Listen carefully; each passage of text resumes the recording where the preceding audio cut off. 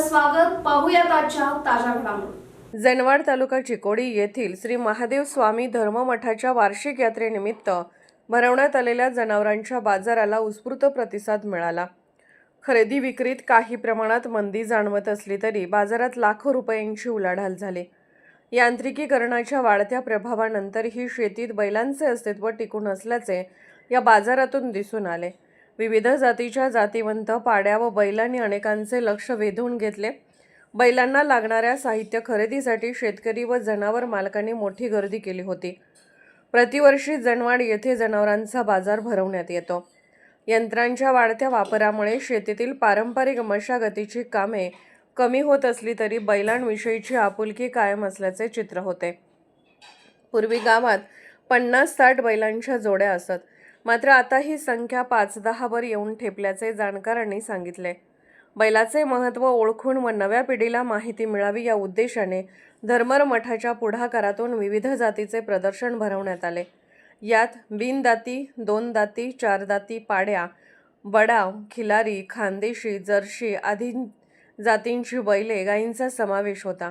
प्रदर्शनासाठी सांगली, कोल्हापूर, इचलकरंजी, मिरज, मुरगुड, निपाणी, चिकोडी, कागवाड, राधानगरी, रायबाग, संकेश्वर आदी भागातील शेतकरी व व्यापाऱ्यांनी मोठ्या संख्येने उपस्थिती लावली. बाजारात जातीवंत बैल व पाड्यांची 50,000 रुपयांपासून ते लाखो रुपयांपर्यंत खरेदी विक्री झाल्याची माहिती मिळाली. जनावरांना लागणाऱ्या साहित्य खरेदीसाठी शेतकरी वर्गाने एकच गर्दी केली होती. यात्रा कमिटीच्या वतीने जनावरांसाठी वैरण पाण्याची व्यवस्था करण्यात आली होती. जनावरांच्या प्रदर्शनातून संवर्धनासाठी प्रेरणा देण्याचे कार्य मठापर्यंत केले जात असल्याचं आयोजकांनी सांगितले. यावेळी शेतकरी अजित रोड, उल्हास निकम, अण्णासो घाडगे, गोपी पाटील यांनी सांगितले की वैरण टंचाई व शेतीतील बैलांचा कमी झालेला वापर यामुळे बैलांची संख्या घटत आहे. मात्र हौशी पालन व शर्यतीमुळे जातीवंत पाड्या व बैलांना चांगल्या किमती मिळत असल्याचे त्यांनी नमूद केले. SB न्यूजसाठी बोरगावहून मुख्य संपादक शिवाजी भोरे.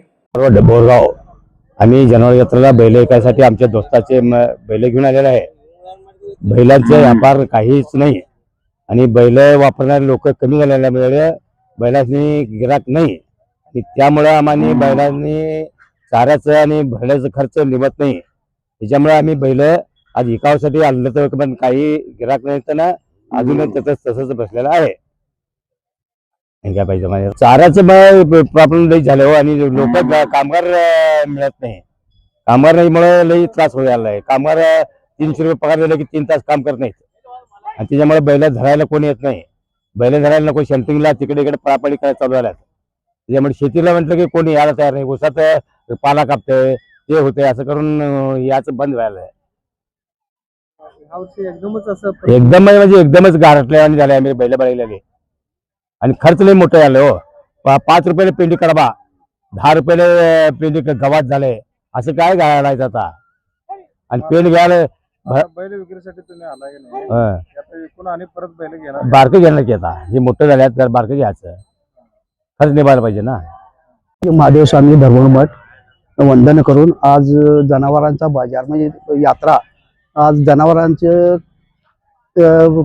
परिस्थिती अशी वाईट आली आहे की यात्रेमध्ये जनावर कमी यायला आहेत आणि आताच्या पिढीला जर दाखवायचं झालं तर फोटोमध्ये दाखवायला लागणार. त्यामुळं आता आणि जनावरांचा काय यंत्रमाग जास्त झाल्यामुळं बैलांची संख्या कमी होत आलेली आहे. आता शौकीन कमी झाले. आता जर पिढीला जर बघायचं झालं तर लहान मुलं किंवा आपली यंग पिढी जर ह्या बैलांच्या उतरले तर पूर्वीची स्थिती येईल आणि आज रोजी बैलांची संख्या कमी होत आली. आता मला वाटतं 25% फक्त राहिले आमच्या यात्रेमध्ये. कमीत कमी 25%वरच आता आलेले आहे. बघा ह्याच्या पुढे जर यंग पिढी जर आली तर 100% जाऊ शकेल. यंग पिढी आली तर, नाहीतर होऊ शकत नाही. 2026 मध्ये बैलांचं तसंच जनावरांचं बाजार तरी पण तसा म्हणायजोगं ह्या पिढीला इतर यंत्र आल्यामुळं आत्ताची पिढी ही यंत्रामुळे बैलांचं नाहीसं होत आहे. तरी पण मोजके असं बैलांचा बाजार भरलेला आहे. परंपरा टिकून ठेवल्यामुळे त्याचप्रमाणे ही परंपरा टिकून ठेवल्यामुळं यात्रेला शोभा आलेली आहे. नमस्कार, मी उल्हास निकम. आपल्या भागामध्ये ही जनवाड यात्रा म्हणजे प्रसिद्ध यात्रा आहे. आम्ही लहानपणापासून बघतोय जे जनावर यात्रा ती अति मोठ्या प्रमाणात जी भरत होती. काही कालानंतर जनावर कमी झाली, तरी त्या हिशोबाने जर बघितलं म्हणजे कोरोनाचा जो कालावधी होता त्यावेळी तर अजिबात म्हणजे मला वाटतं ते 5-6 जनावर असणार ह्या यात्रेमध्ये. एवढी मोठी प्रसिद्ध यात्रा ही जनावरची. परंतु आता जसं शरीराचा नाद वाढत गेला, जसं यंग जी पिढी जी आहे ती यंग पिढी ह्याच्या सक्रिय जसं होत आहे, तसं जर बघायला गेलं तर आता परत आणि याचा प्रस्त वाढत आहे. आता तुम्ही बघू शकता इथं त्या 5-6 वर्षापूर्वीपेक्षा आता जनावर जास्त आलेले आहेत. पण आता कसं झालंय म्हणजे वैरणीचे टंचाई म्हणा, अशा काही समस्या असल्यामुळं आपल्या जनावरांना भाव नाही आहे अजिबात इथं. म्हणजे जे व्यापारी जे आलेत ते एकदम कमी रेट करून मागणी त्यांची आहे. त्यामुळं शेतकऱ्यांना जे आपली खोंड वगैरे आहे त्यांना भाव कमी आहे.